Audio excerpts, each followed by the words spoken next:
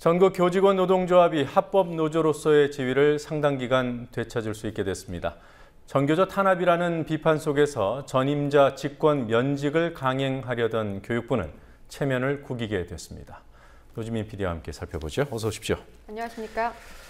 네, 오늘 법의 노조의 효력을 정지시키는 가처분 결정이 나왔습니다. 구체적인 내용 설명부터 들어보죠.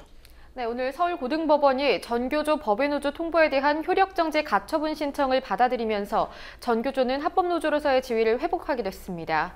재판부는 전교조가 제기한 두 사안에서 모두 전교조 측의 손을 들어줬는데요.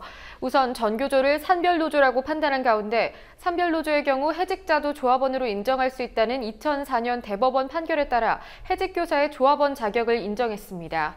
또한 해직교사의 조합원 자격을 제한한 교원노조법 2조에 대해선 헌법의 과잉금지 원칙에 벗어나고 교원의 평등권을 침해하는 위헌적인 조항이라며 헌법재판소에 위헌법률 심판 제청을 했습니다.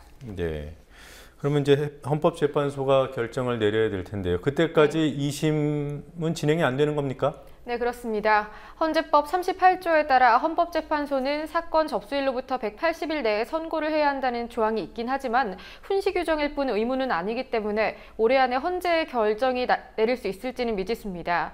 그에 따라서 행정법원 2심 판결 역시 미뤄질 수밖에 없습니다. 네.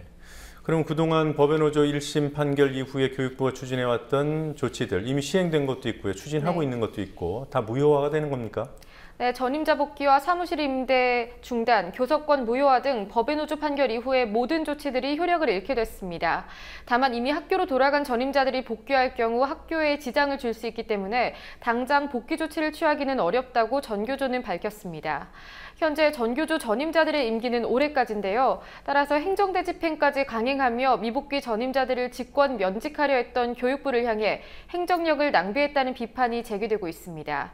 전교조는 오늘 교육부를 향해 위법적인 전교조 무력화 시도에 대해 즉각 사과하고 재발 방지책을 마련하라고 요구하는 한편 계류 중인 교원노조법 개정을 처리해야 한다고 촉구했습니다. 교육부는 오늘은 공식 입장을 발표하지 않았습니다. 네, 그리고 여론조사 좀 살펴보죠. 박근혜 대통령에 대한 부정적인 여론이 증가했다는 조사 결과가 나왔더군요. 네, 한국갤럽의 정례 주간 여론조사 결과 박 대통령에 대한 부정평가가 7주 만에 긍정평가를 초월했습니다.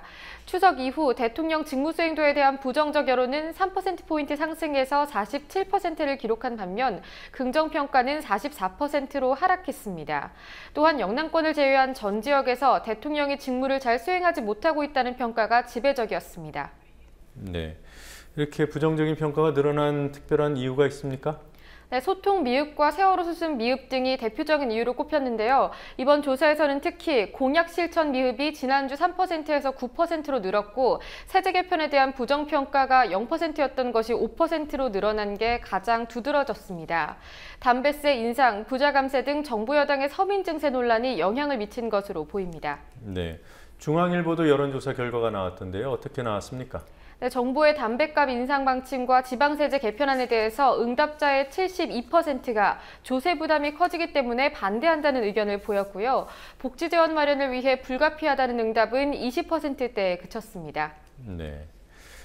홈플러스 경영진이 고객들 정보를 보험회사에 넘겼다는데 그게 사실입니까?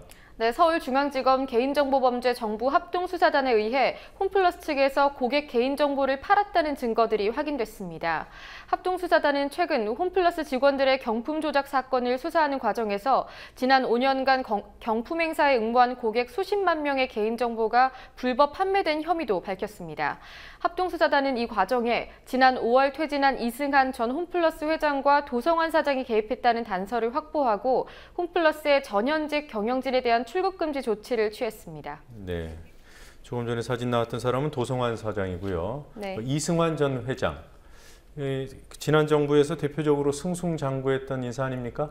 네, 재계에서 대표적 MB맨으로 불려온 이 전 회장은 홈플러스 회장으로 14년간 재임하며 절대적인 권력을 행사해온 것으로 알려졌습니다. 네.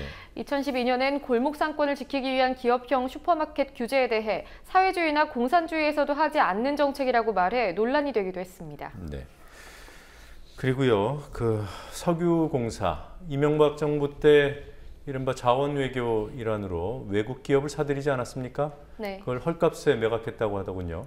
네, 한국석유공사가 이명박 정부 당시 1조 원에 사들였던 캐나다 하베스트의 자회사 노스 아틀랜틱 리파이닝, 즉 나를 10분의 1도 안 되는 가격에 매각하기로 했습니다.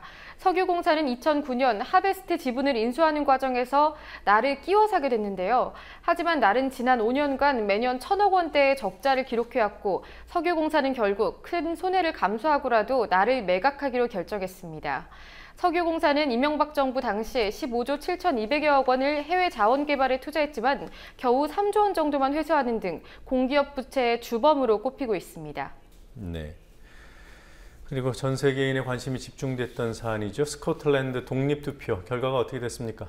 네, 찬성 반대 양측이 팽팽히 맞설 것으로 예측됐지만 개표 결과 독립 반대가 과반인 55.3%로 독립안이 무산됐습니다. 투표 결과가 나오자 데이비드 캐머런 영국 총리는 스코틀랜드의 분리 독립을 막기 위해 약속했던 일부 자치권을 확대해주겠다고 밝혔습니다. 외신들은 스코틀랜드가 독립의 뜻은 이루지 못했지만 자치권 확보라는 큰 실익을 얻었다고 평가했습니다. 네, 여기까지 보겠습니다. 수고했습니다.